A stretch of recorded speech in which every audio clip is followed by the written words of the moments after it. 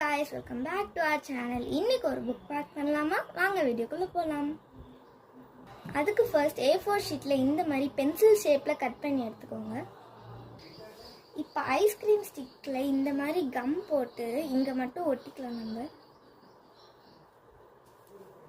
இப்போ இது போல 3 ஐஸ்கிரீம் ஸ்டிக்ஸ் ஒட்டினதுக்கு பிறகு பென்சில் வச்சு இந்த மாதிரி வரைஞ்சுக்கோங்க.